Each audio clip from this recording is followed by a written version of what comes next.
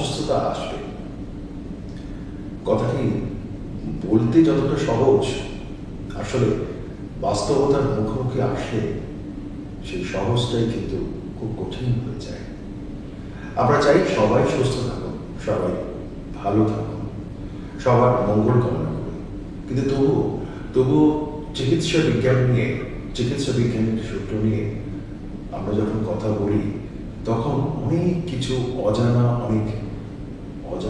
অনেক ভাবনা নিয়ে আমাদেরও ভাবতে হয়। আমরা যেরকম সাধারণ মানুষ, আমাদের তো অনেক কিছুই অজানা। চিকিৎসা শাস্ত্র বিজ্ঞান যে কিভাবে ক্রমান্বয়ে উন্নতির দিকে চলে যাচ্ছে, ক্রমান্বয়ে উন্নতির দিকে এগোচ্ছে সারা পৃথিবী জুড়ে, সেটা বলাই বাহুল্য।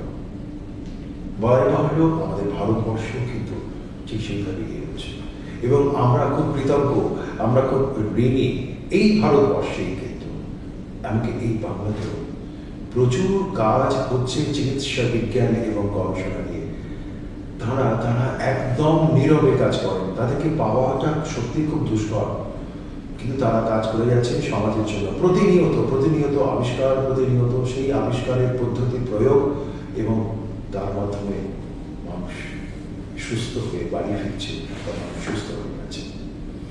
আপনারা জানেন যে এই অনুষ্ঠানে পশ্চিমবাংলার তথা সারা ভারতবর্ষের বহু বিশিষ্ট ব্যক্তিত্বদের আমরা পাই।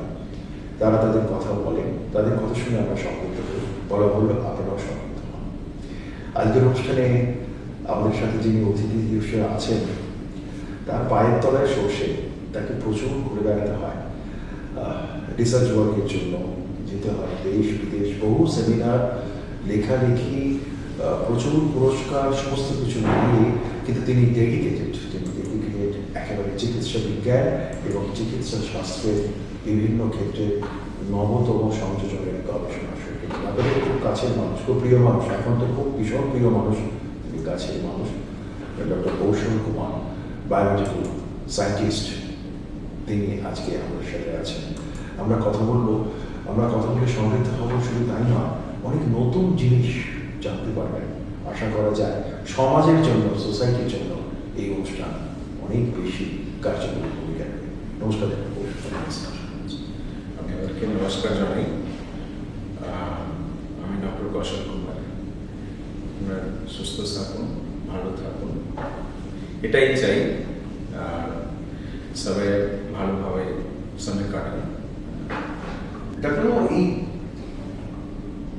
আপনি প্রথমেই সমস্ত ডাক্তারবাবুরা যেটা বলেন, আপনিও ঠিক সেটাই বললেন, সবাই সুস্থ থাকুন, ভালো থাকুন। কিন্তু সমস্যাটা হচ্ছে অন্য, অসুস্থ হলেই তো আপনাদের কাছে যান, এছাড়া তো রাস্তা নেই, কিন্তু আপনারা সবাই সুস্থতা কামনা করেন। আপনি যে সেক্টরটাতে কাজ করেন, সেটা সাধারণ মানুষের কাছে খুব অজানা, মানুষ অনেকটা জানে না যে বায়োমেডিক্যাল সায়েন্স নিয়ে কীভাবে রিসার্চ হয়, এবং সেটা চিকিৎসা বিজ্ঞানের কত বড় একটা দিক, মানে তারা না থাকলে, আপনারা না থাকলে একেবারে পুরোটাই অন্যরকমভাবে ভাবনা চলে আসে। আমি প্রথমে একটু জানা দরকার, সেটা হলো যে আমাদের এই ভারতবর্ষ, আমরা তো অনেকেই বলি আমাদের অন্যান্য দেশের থেকে আমরা একটু গরিব দেশ তুলনামূলকভাবে, কিন্তু চিকিৎসায় তো আমরা অনেক বেশি উন্নত করতে পেরেছি, এবং সেখানে আপনাদের মতো মানুষজন অবদান অপরিসীম। প্রথম শুরুটা কিভাবে করলো, মানে কিভাবে শুরুটা করলেন এই বিষয়ের ভাবনাটা? আমি বলতে চাই, এই যে বায়োমেডিক্যাল ইঞ্জিনিয়ারিং যে সাবজেক্টটা এসছে, এটা বেসিক্যালি বায়ো মিনস হলো কি মানুষের শরীর নিয়ে, আর মেডিকেল হলো সাবজেক্ট নিয়ে। তো এই দুটোই যদি যোগ করি, তো কিভাবে মানুষের শরীরের সঙ্গে অবজেক্ট প্লাস সাবজেক্ট দুটো মিক্স করে কিভাবে একটা নতুন আবিষ্কার কিছু করা যায়, এই আপনি ভাবতে পারবেন না। এই আমাদের শরীরের উপরে মোর দেন 1000 ইনস্ট্রুমেন্ট রেডি হয়ে গেছে শরীরের উপরে। একটা জিনিস যদি আমি শরীরের উপরে, যদি আমাকে ইসিজি করতে হবে, ইসিজি ইন দ্য সেন্স কি আমাকে দেখতে হবে কার্ডিক আমার কি করে আছে, কার্ডিক স্ট্যাটাসটা কি আছে আমার। তো এটা আমাদের মেশিন যে আবিষ্কার করেছে, যেটা আবিষ্কার হয়েছে, সে মানুষকে কার্ডিক স্ট্রাকচার নিয়ে ওর উপরে তৈরি হয়েছে কি নর্মাল কি করে হতে পারে, নর্মাল কি করে হতে পারে, সেরকম মেশিনকে কানেক্ট করা হয়েছে, সেরকম মেশিন তৈরি করা হয়েছে, সিগন্যাল দেওয়া হয়েছে, সিগন্যালে করা পরে ওটা মানে কিভাবে ওটাকে আবিষ্কার করা হবে সেই রকম আমাদের মেশিন আর মানুষকে জোড়ে কিভাবে আবিষ্কার করা যায়, দুজন কোরিলেট করে, সেটাই বায়োমেডিক্যাল ইঞ্জিনিয়ারিং। তার মানে আপনি এটা বলতে চাইছেন যে মেশিনের উপর তো নির্ভরশীল সেটা করতেই হচ্ছে এবং সেটা আবার তো আপনাদের উপরেই নির্ভর করতে হবে, কিন্তু চিকিৎসা বিজ্ঞানের ওই মেশিনের উপর এবং মানুষের সাথে একটা যে সামঞ্জস্য একসাথে থাকা, এতে বোধহয় সময়টা অনেক কম লাগে, মানে খুব দ্রুততায় ওদের চিকিৎসা করার একটা সুযোগটা পাওয়া যায়, সেটা ব্যাপারটা কিভাবে বলবেন? যে দেখুন এখন কি আছে, আগে কি হতো, লোক মানুষ যেতেন ডাক্তারের কাছে দেখাতে, তো উনি কি করতেন কি হ্যাঁ ওনাদের ভাবতেন কি হ্যাঁ এ মানুষের জ্বর হয়েছে, উনি দেখতেন আচ্ছা কি জ্বর হয়েছে, মানে একটা মেডিসিন লিখে দিলাম, হ্যাঁ নর্মাল জেনারেল মেডিসিন লিখতেন জ্বরের জন্য, হ্যাঁ কিন্তু পার্টিকুলার জ্বরের কিসের জন্য, জ্বর একটা সিমটমস, কোনো জিনিসের জ্বর কেন আসলো সেটা দেখতে হবে আমাদেরকে।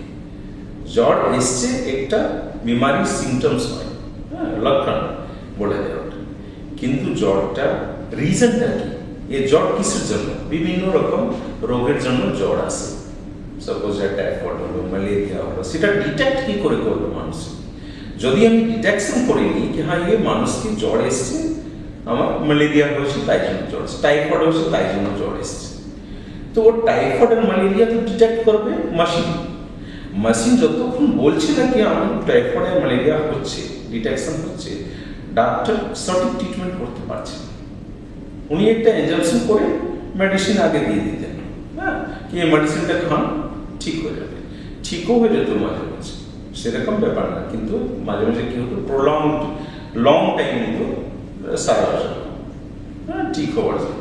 এখানে তার মধ্যে দুটো কিন্তু একই সাথে কাজ হচ্ছে, একটা হচ্ছে আপনাদের মতো আপনারা প্রচন্ড ব্যস্ত মানুষ, আপনাদের পাওয়াটাই মুশকিল, আপনাদের কাছে আপনারা অনেকটা সময় পাচ্ছেন তুলনামূলক, মানে অনেক বেশি পেশেন্টকে দেখার সুযোগ পাচ্ছেন বা মানুষজনকে সুযোগ পাচ্ছেন, আর পেশেন্টদের ভেতরে অনেক ক্ষেত্রে যেটা হয় সেটা অন্যভাবে নেবেন না, পেশেন্টের ধৈর্য হারিয়ে ফেলে, আমার তাড়াতাড়ি সারছে না কেন, আমি এটা হচ্ছে না কেন, এটা তাদেরও বোধহয় একটা সাইকোলজি হয়ে গেছে, তাই না? আপনি ঠিকই বলছেন। অ্যাকচুয়ালি ইনিশিয়ালি কি ছিল যে মেডিকেল সায়েন্সে যেটা আমাদের আবিষ্কার যেটা হয়েছে, একটা মেশিন যে ছিল রেজাল্ট দিতে সাপোজ 2 দিন টাইম না, এখন এত ডেভেলপমেন্ট হচ্ছে উইদিন 2 আওয়ার্স আপনার রেজাল্ট পেয়ে যাবেন। আজকে আপনি যেটা ল্যাবে যাচ্ছেন, মাঝে মাঝে দেখবেন সকালে যাচ্ছেন আপনি 2 ঘন্টা পরে আপনাকে ডাকছে যে বিকেলে আসুন আপনার রিপোর্ট পেয়ে যাবেন, এমনকি অনলাইনে রিপোর্ট চলে আসে, এখন অনলাইন, সেটা তো আপনার রিপোর্ট হওয়ার পরে অনলাইনে আপনার হোয়াটসঅ্যাপে করে দিচ্ছেন, ঠিক আছে, আপনি ওখানে ওয়েবসাইটে যে আপনি টেস্ট করাচ্ছেন সেখানে আপনি সেই নার্সিং হোমের ওয়েবসাইট যাবেন, আপনি ওয়েবসাইটে ওর রিপোর্টটা দিয়ে দিচ্ছে, আপনি পেয়ে যাচ্ছেন। কিন্তু মেশিন যে আছে এত আবিষ্কার হয়ে যাচ্ছে যে আজকে 10 বছর 11 বছর পরে আপনার যেখানে 24 আওয়ার্স লাগতো আপনার প্রসেস হতে, আপনার রিপোর্ট পেতে, এখন সেটা পেয়ে যাচ্ছেন আপনি উইদিন 2 আওয়ার্স।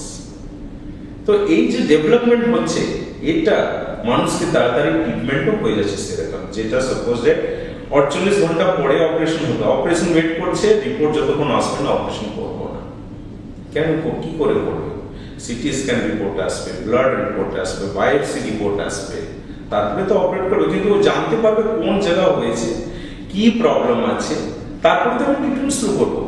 তো যেটা ডিলে আগে ছিল, সে ডিলে টাইমটা, ট্রিটমেন্ট টাইমটা, ডিটেকশন টাইমটা, বিমারি ডিটেকশন টাইমটা, এটা আস্তে আস্তে কমে যাচ্ছে।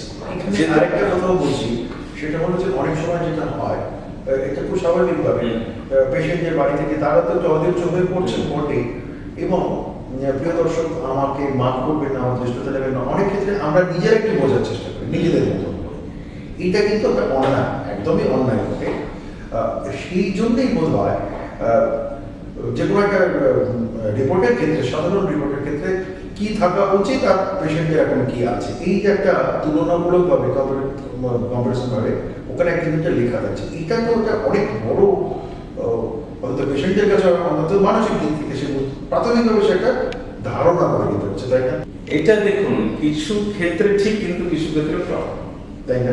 সেটাই আমি একটু জানতে চাই। অ্যাকচুয়ালি মানুষ কি এখন এই তো কনসিয়াস হয়ে গেছে কি যে কিছুই জানি না মেডিকেল ক্ষেত্রে, সেও দেখছে রিপোর্টও এখানে লেখা আছে এর মধ্যে আসতে থাকতে হবে, এর রেঞ্জের মধ্যে থাকতে হবে, মানে এই রেঞ্জটা এর রেঞ্জের মধ্যে আছে। এবার রেঞ্জ থেকে বেরিয়ে গেল, বুঝলেন, বেরিয়ে গেল, সেটা উনি একটু চিন্তা করছেন, ওরে বাবা আমার তো শেষমেশ দেখে হবে রেঞ্জটা, কিন্তু সাপোজ দ্যাট হতে পারে কি একটা জিনিসের রিপোর্টটা রেঞ্জে বেরিয়েছে, আবার নেক্সট রিপোর্টটা ওটার মধ্যে আরো একটা জিনিসের রিপোর্ট আছে, রক্ত পরীক্ষার রিপোর্ট আছে, সেখানে রিপোর্টটা ঠিক আছে। এর ডাক্তারবাবু বুঝতে পারবেন কি এর রিপোর্ট সঙ্গে এই রক্ত পরীক্ষার এই রিপোর্ট দুটোর মিলিয়ে রিপোর্টটা কি কোরিলেশন আছে। চমৎকার, এই কোরিলেশন এটা একটা খুব বড়। এই যদি হয় মাঝে মাঝে চিকিৎসক যে আছে, কনসালটেন্ট যে আছে, মেডিসিন ডক্টর যে আছে, উনি বলে দেবেন কি না আপনার রিপোর্টটা ঠিক আছে, মাঝে মাঝে এটা হয়, উনি কোরিলেট, সেই জন্য দেখবেন আপনার যেটা রিপোর্ট করছে, রিপোর্ট যে কোনো রিপোর্টটা, ইউরিন রিপোর্ট, ব্লাড রিপোর্ট আছে, রিপোর্টের নিচে লেখা আছে kindly correlate with the other test. এটা ডাইরেক্ট ওখানে কিছু লেখা থাকে, কিন্তু লেখা থাকে kindly correlate with the other test also. তার মানে এটা হয়েছে আপনি এটা দেখে ভয় পাবেন না, আপনি আগে সঠিক অ্যান্সারটা দিলে আপনার যেটা কনসালটেন্ট আছে, যার কাছে আপনার ডক্টর আছে, যে একটা ফ্যামিলি ডক্টর যার কাছে দেখাচ্ছেন, উনি সঠিক অ্যান্সার দিতে পারেন, আপনি ভয় পাবেন না রিপোর্ট দেখে পারবেন। আপনি নিজে ট্রিটমেন্টটা কোনোদিন করতে চান। এই জায়গাটাতে একটা একটা আরেকটু বলি, এই জায়গাটায় এটা আপনি খুব ভীষণ রকম একটা সোসাইটিকে এটা জানাও প্রয়োজন হয়ে পড়ে। বহু ক্ষেত্রে এই ঘটনা কিন্তু ঘটছে, তারা ওইভাবে দেখছেন, কিন্তু আপনি খুব চমৎকার ভাবে যেটা বললেন যে ওইটার সাথে হয়তো আরেকটা কোনো রিপোর্ট কানেক্টেড, সেটা তো সাধারণ মানুষ বুঝতে পারবেন না। ঠিক ঠিক।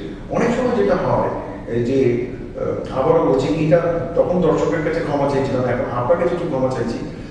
অনেক ক্ষেত্রে পেশেন্টরা বলেন ডাক্তারবাবু কেন আননেসেসারি এত টেস্ট করছেন, খালি ডাক্তারবাবু টেস্ট ছাড়া কেন কিছু হয় না, এটাও একটা সাইকোলজিক্যাল ব্যাপার চলে আসে। এইটা কি আপনি মনে করেন যে বর্তমান সময়তে এই টেস্ট করানোর প্রবণতাটা অনেক বেশি বেড়ে গেছে, নাকি খুব কুইকলি পেশেন্টকে রিলিফ দেওয়ার জন্য এই কাজটা হচ্ছে?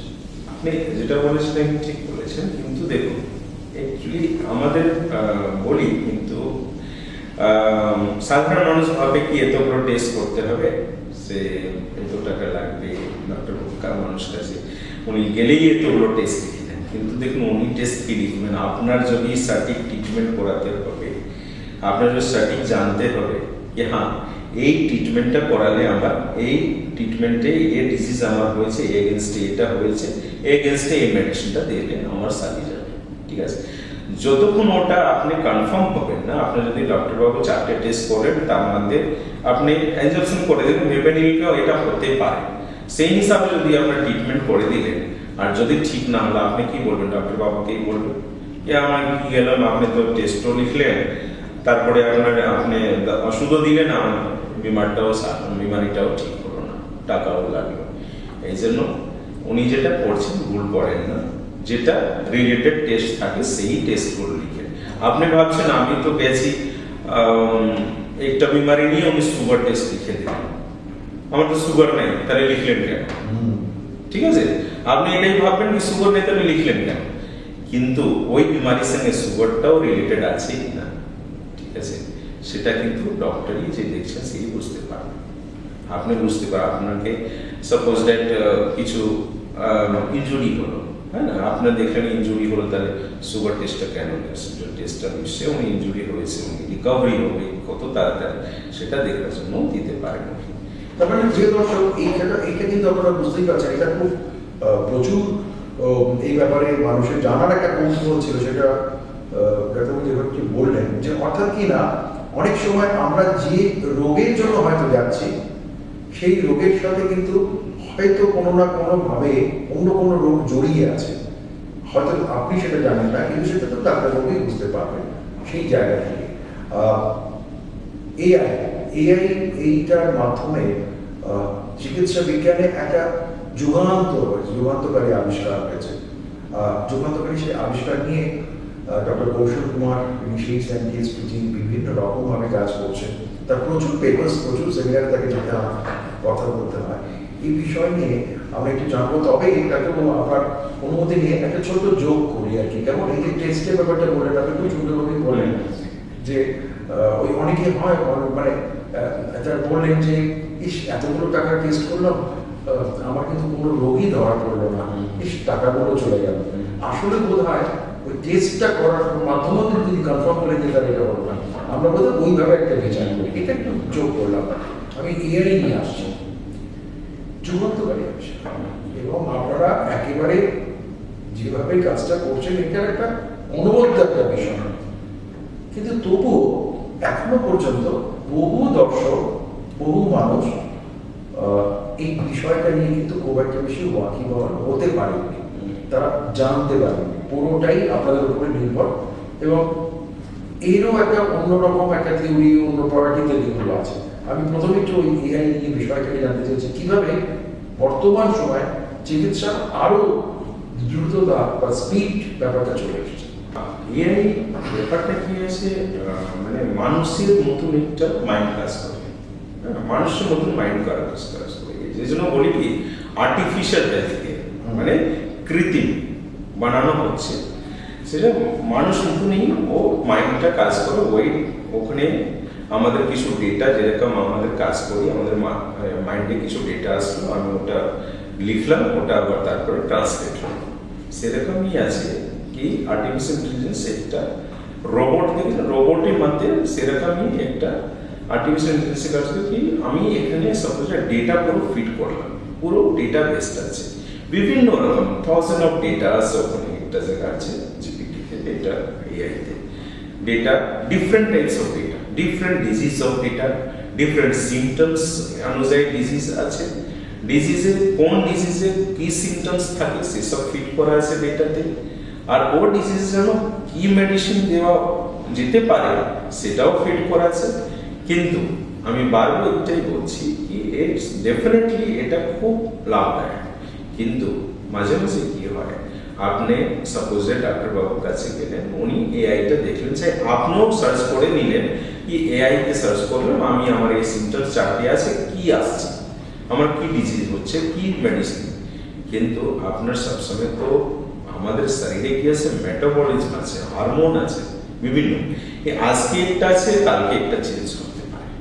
এই জন্য সবসময় ডাক্তার বাবুর কাছে যাবেন, ফিজিক্যালি যাবেন, ও আপনাকে ফিজিক্যালি চেক করবে শরীরে চেঞ্জেস কি আছে, কালকে এরকম ছিল আজকে এরকম, সেটা তো আপনি এআইতে যাচ্ছেন না, সেটা তো এআইতে আপনি ফিল আপ করতে পারছেন না, কিন্তু আপনার ডাক্তার বাবু ঠিক সঠিক ট্রিটমেন্ট করে ওটা দেখে তারপরে এআইতে ওনার যদি হবে ইচ্ছা তাহলে এআইতে পুট আপ করবেন ডেটাগুলো, আর সঠিক আপনার ট্রিটমেন্ট ইমিডিয়েটলি পেয়ে যাবে। কিন্তু নিশ্চয়ই এআইতে আমাদের ভীষণভাবে এখন মার্কেট মানে ঘুরছে, আর খুব মানে লাভকারী হবে নিয়ার ফিউচারে।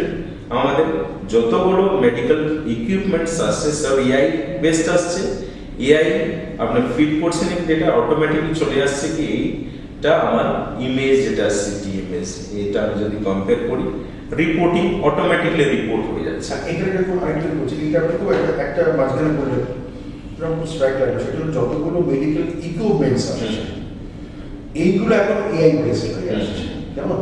আর তার আগে যেটা বললেন প্রিয় দর্শক, এটা কিন্তু সত্যি মনে রাখা উচিত যে ওটা দেখে সেলফ টার্ন হওয়া উচিত না, একেবারে উচিত না। তিনি দেখবেন ঠিক আছে, দেখতে পারেন, স্যাটিসফ্যাকশন জন্য উনি দেখতে পারেন, কিন্তু কনসাল্ট করার জন্য সেটা কিন্তু এই এআই বেসড যে মেশিনগুলো যেগুলো আসছে এখন ট্রিটমেন্টের জন্য, সেটা কি তাহলে আগের গুলো কি পুরো একেবারে একটু অন্যরকম হয়ে গেল, নাকি এটা খুব কুইকলি হচ্ছে বলে সেগুলো একই রকম ট্রিটমেন্ট, কিন্তু এটা কি টাইমটা আপনার সেভ হচ্ছে কি ইমিডিয়েটলি আপনি ফিড আপ করছেন, সিমটমস এগুলো আছে, এর আছে, চাই ইমেজগুলো এটা আছে, এটা এগেইনস্টে কি চলে আসছে, রেফারেন্সটা কি পেয়ে যাচ্ছে, এই যে ট্রিটমেন্টটা ফাস্ট হবে। নিয়ার ফিউচারে আমাদের ট্রিটমেন্টগুলো সার্ভারি ট্রিটমেন্ট। আপনি তো এই বিষয়টা নিয়ে একেবারে রিসার্চের ওয়ার্কের ভিতরে আছেন, তো এই যে প্রত্যেকটা মোমেন্টে রিসার্চের ডেভেলপমেন্টটা করছেন, এই জায়গা থেকে দাঁড়িয়ে কিছু কিছু ক্ষেত্রে কি হয়েছে যে যেটা করা গিয়েছিল সেটা আলটিমেটলি ফেল করে গেল, আবার নতুন করে সেটাকে রিজেনারেট করতে হবে? রিসার্চটা মানেই আছে কি আপনি মাঝে মাঝে এই যে রিসার্চ আপনার একটু না ফেল হলে আপনি বুঝতে পারবেন না কি আমাকে এটা রেকটিফাই আরো কি অ্যাডভান্স করতে হবে। বাহ, চমৎকার বললেন। হ্যাঁ, অ্যাডভান্স কি করতে হবে, আমার রেকটিফাই কি করতে হবে, আমি আর এটাতে কি অ্যাড করবো যেটা আমার ফিউচারে জেনারেশনের জন্য আমার আরো লাভ হয়, লাভ হয়। এইটা একটা বড় ক্রাইটেরিয়া। আর কি আছে আপনার এআই তো মানে বেস্ট হচ্ছে ইকুইপমেন্ট। আমি কেন বললাম, সাপোজ এর আগে ছিল আমাদের দেখতাম কি পেশেন্টের মনিটরে দেখতাম কি আমাদের হার্ট রেট আসছে, ইসিজি গ্রাফ আসছে, ব্লাড প্রেসার আছে, তার এগেনস্টে আমাদের রিলেট করতাম কি এটা এটা আছে, আচ্ছা এটা এর ডিজিজ হতে পারে, এখানে এটা সাপোজ এই মেডিসিনটা দিতে হবে। কিন্তু এআই টুলস থাকলে কি হচ্ছে, মেডিকেল ইকুইপমেন্ট এআই টুলস ও নিজে এই তিনটে প্যারামিটারসকে নিয়ে করিলেট করে দিচ্ছে কি এটা হতে পারে। তাহলে কি হচ্ছে আমাদের সেভ হচ্ছে টাইম, ডাক্তারের টাইমটা আইসিইউ মধ্যে যদি এটা আমাদের করে দিচ্ছে, ওটির মধ্যে এটা হচ্ছে ফিজিওলজিক্যাল ডেটাগুলো আমাদের চলে আসছে কি হ্যাঁ এটার এগেনস্টে হতে পারে। আচ্ছা দেখুন, এখানে আরেকটা কথা বলছি, হয়তো এটা একটু অন্য রকম হতে পারে, আমাকে মাফ করবেন, তবুও বলছি এই যেহেতু এই প্রত্যেকটা ক্ষেত্রে এই একটা গবেষণা ডেভেলপমেন্টের ক্ষেত্রে হচ্ছে, মেডিসিন ডেভেলপমেন্টের ক্ষেত্রেও কি এআই এর কোনো একটা কোনো এফেক্ট পড়ছে বা পড়েছে বা কোনো বদল ঘটছে, এটা তো আপনারা তো রিসার্চ না মেডিসিনও চলছে, ড্রাগ ইন্ডাস্ট্রিটাও এর উপরে এআই এর উপরে কাজ করছে। আচ্ছা, আর এটা ভালো কাজ হচ্ছে, ভালো কাজ হচ্ছে। ড্রাগ ইন্ডাস্ট্রিও ড্রাগ ইন্ডাস্ট্রি এটা কাজ করছে। অনেক সময় যেটা হয় যে একটা প্রাইমারি লেভেলে প্রাথমিক পর্যায়ে কোনো একটা রোগ হয়তো সেটা চিহ্নিত হলো, তারপর তিনি বুঝতে পারলেন তার একটা মানসিক অবস্থার একটা ঘটনা ঘটলো, এই দিয়েই হয়তো পুরো বিষয়টা হলো। কিন্তু আপনার কি মনে হয় যে আপনাকে তো সারা ভারতবর্ষ ঘুরতে হয়, বহু জায়গায় সেমিনারে কথাও বলতে হয়, পেশেন্টদের ভেতরে কিন্তু পেশেন্টের কিন্তু একটা অদ্ভুত সাইকোলজি আছে, নিশ্চয়ই আপনি ভাববেন যে ডাক্তারবাবু আমার পালসটা দেখবেন, ডাক্তারবাবু আমাকে টাচ করলেন, ডাক্তারবাবু আমাকে বললেন, সেটা তো ব্যাপার। এইটা কিন্তু পেশেন্টের একটা মানে চিরকালের একটা সাইকোলজি। কিন্তু এআই বলে তো ব্যাপারটা সেই ব্যাপারগুলোই থাকছে না, ডাক্তার হচ্ছে হয়তো অনেক ক্ষেত্রে সেটা হচ্ছে না। আচ্ছা, এইটা একটা পেশেন্ট সাইকোলজির ক্ষেত্রে একটা বদল ঘটছে না, আপনি আমি অ্যাকচুয়ালি সেই জন্য কিছুক্ষণ আগে বললাম কি এআই ঠিক আছে আপনাদের দেখবেন করবেন স্যাটিসফ্যাকশন জন্য ইনিশিয়ালি, কিন্তু এই যে বললাম কি ডক্টরের কাছে আপনার কি গেলে ভালো, কেন কোনো ফিজিওলজিটা আগে আপনার হ্যাঁ, এই জন্য বললাম কি আপনি যে পালস বললেন আপনার ডেলি চেঞ্জ হচ্ছে, আপনার ফিজিওলজিক্যাল মেটাবলিজম আপনার শরীরে হরমোনাল ডেলি চেঞ্জ হচ্ছে। সেই জন্য আপনার ফিজিক্যালি দেখার জন্য আপনি দেখবেন স্টেথোস্কোপ, হার্ট কনজাশনটা আপনারা দেখেন, হ্যাঁ চেস্ট কনজাশন দেখেন, হার্ট রেট দেখেন, হার্ট সাউন্ডটা দেখেন, বিটটা দেখেন কেমন বিট হচ্ছে, চেস্ট কনজাশন আছে কিনা সেটা ফিজিক্যালি দেখছেন।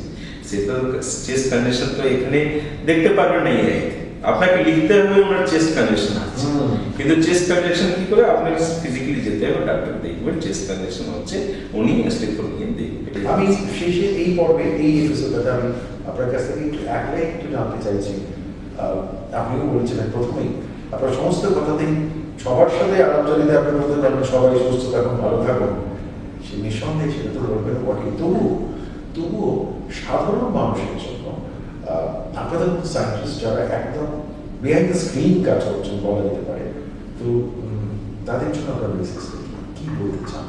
আমি বলতে চাই দেখুন, মানুষের যে রোগ যে আছে না বিভিন্ন কারণের জন্য আসে। আপনার ফার্স্ট যে কারণ বলবো কি লাইফ স্টাইলটা চেঞ্জ করুন। আপনি এখন না লোকজন প্রচুর ব্যস্ত হয়ে গেছে, ব্যস্ত লাইফের মধ্যে নিজের শরীরের জন্য না লোক মানে টাইম বের করতে পারে না। সকালে যে উঠে ব্যায়াম করবে, এক্সারসাইজ করবে, মর্নিং ওয়াক করবে, একটু বিকেলে হাঁটবে, মানে এইসব জিনিসটা না আমাদের মানে বেশিরভাগ মানুষ করে না। লাইফ স্টাইলটা আমাদের না খুব ব্যস্ততার মধ্যে আছে, কিন্তু একটু চেঞ্জ যদি করি না লাইফ স্টাইলে, মানে সব কিছুর জন্য যদি একটু টাইম বের করতে পারি তাহলে আমাদের সুস্থ থাকবে। প্রিয় দর্শক, এইটা একেবারে নিঃসন্দেহে এর থেকে আর বড় পরামর্শ কি হতে পারে, খুব সরাসরি উনি বললেন যে আমাদের জীবনশৈলী বা লাইফস্টাইলকে যদি একটু বদল করা যায় তাহলেও কিন্তু আমরা অনেক বেশি সুস্থতার দিকে থাকতে পারি, তাই না? এবং সেই অনুযায়ী বিষয়টা ভাবনা আমরা অন্য আরেকটি পর্বে সেটা ডাক্তারবাবু এই পুরো বিষয়টি নিয়ে আপনাদের একটু বোঝাবেন সামগ্রিকতার সত্যতাদের। প্রিয় দর্শক, আপনাদের আশীর্বাদ ভালোবাসাটা আপনারা দেখেছেন যে বহু মানুষ আমাদের কাছে এত কোয়ারি, এবং আমি অবশ্যই বাংলাদেশের বিভিন্ন দর্শকদের কাছে শ্রদ্ধা এবং প্রণাম জানাচ্ছি তাদের ভালো লাগার জন্য।